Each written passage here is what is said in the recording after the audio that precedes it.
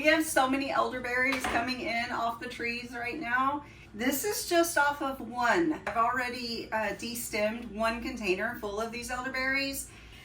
I have a half-gallon jar of dried elderberries from last year still. Keep this jar full on the counter for using for teas and things during the winter time.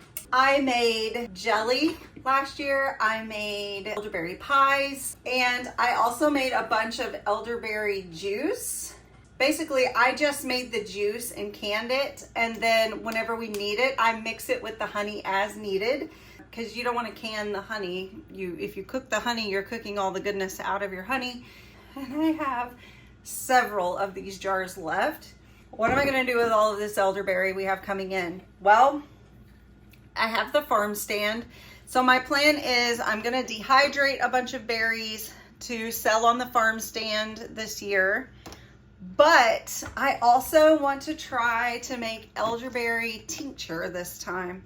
I did not make the tincture last year. I did do fermented elderberry and honey.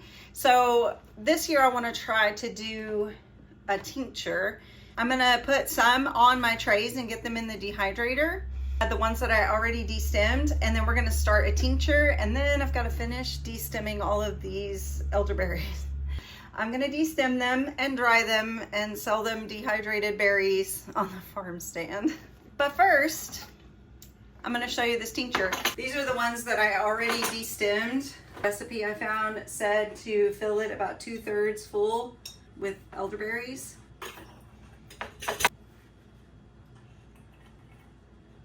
The tutorial I saw also said to chop the berries.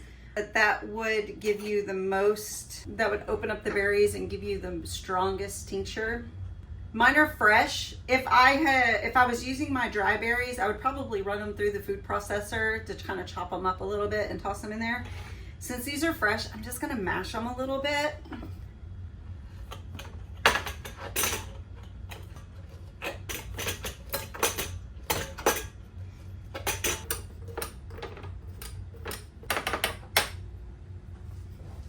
Pretty and purple. So my jar was about half full with the squashed elderberries. I thought I recorded pouring everything in here and mixing it up, and apparently my camera shut off on me.